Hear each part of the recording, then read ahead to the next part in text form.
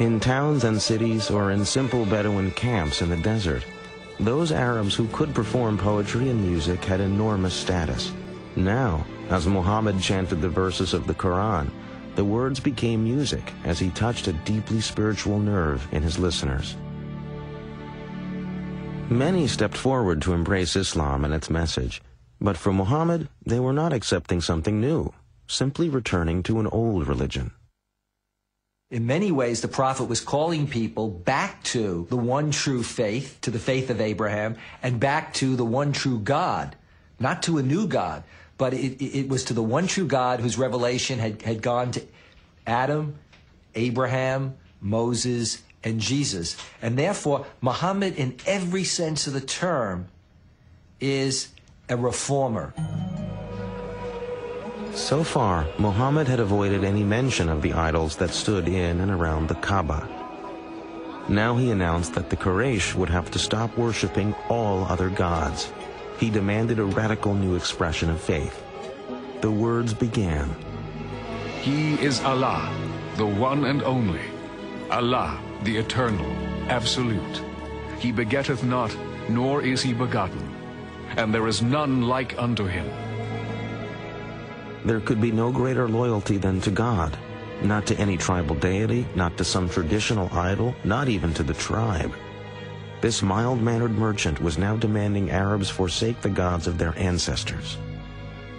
Their real identity was rooted in their family and clan and kin connections, because it was that gave them a position in the world. When Muhammad comes with a new set of religious ideas, or is trying to renew a set of religious ideas focused on monotheism, people whose ancestors had been pagans said, what's happened to our grandfathers, our great-grandfathers? And Muhammad had to say, well, they're burning in hell because they didn't believe in one God. This new commandment was to be called Islam, meaning an act of surrender to God's will.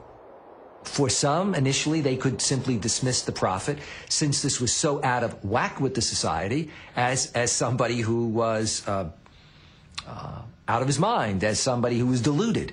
But as he began to develop this seminal community, and as the Prophet, given his conviction, was so public in preaching this message, then more and more of this was taken by the Quraysh establishment as a direct threat. The new message of Islam now ripped the fabric of the Quraysh community. Soon, like Jesus before him, Muhammad's ministry was turning father against son, family against family.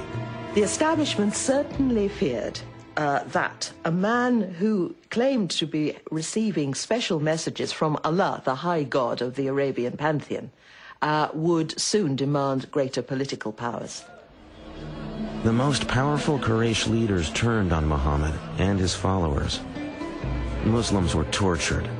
Some were whipped, others staked for days in the fierce Arabian sun. Muhammad himself endured the fury of his neighbors, who hurled dirt and insults at him in the streets. For 2 years, Quraysh leaders placed a ban on intermarriage and trade with any followers of Islam. No one was allowed to sell them food. The agony of this period increased when Khadija died in 619. When his uncle died not long after, he lost his protector, and it became clear that Muhammad's life was in real danger. His wife is dead, his uncle is dead. Although he has followers, many of them are being tortured, imprisoned, persecuted. He is powerless to help many of those that he loves, and many of those that have believed in him. It is in this devastating time, as Muhammad came to the end of his resources, that he had his greatest mystical experience. On a night in 620, Muhammad was again awakened by the angel Gabriel. The angel presented him with a winged horse-like creature that flew the prophet through the night sky to Jerusalem. There he was greeted by Abraham, Moses, Jesus, and all the other prophets. At last, the creature took him higher and higher beyond earthly space and time. Muhammad departed his physical body, and his spirit at last stood at the summit of the universe. His celestial journey to Jerusalem suggested to Muhammad that he was entering into a new phase of his service to God and Islam. He now also understood that he could no longer remain in Mecca.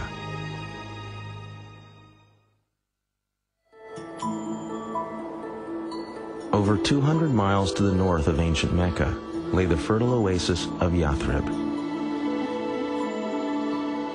It was a lush island of green amidst harsh volcanic mountains and untillable desert soil. Its sweet water and abundant crops of grain and dates made for a comfortable life. But Yathrib was troubled. The tribes who lived in this beautiful place were locked in a deadly state of rivalry. Crammed together in this small oasis, the tribes were caught up in a continuing pattern of warfare and violence. Something was needed to break the pattern. In the same year he had made his mystical night flight to Jerusalem, Muhammad met 6 pilgrims from Yathrib, making the annual pilgrimage, or Hajj, to the Kaaba in Mecca. He told the men of his mission and recited the verses from the Qur'an. The men were immediately moved by Muhammad's message, but they also saw in the Prophet someone who could mediate the stalemate of violence in Yathrib. They made him an offer. The citizens of Yathrib would submit to Allah. In exchange, Muhammad would become their leader. Muhammad was invited to a community that was in many ways divided and in disarray. And they basically invited him, saying that they needed a strong leader to come in and to organize and lead that community. Muhammad saw a chance to expand Islam in Yathrib. He also saw a haven that would protect him and his followers from persecution. He urged all Muslims to pack their things and leave Mecca for a new life. It was a dangerous undertaking, but the Muslims were willing to take their chances.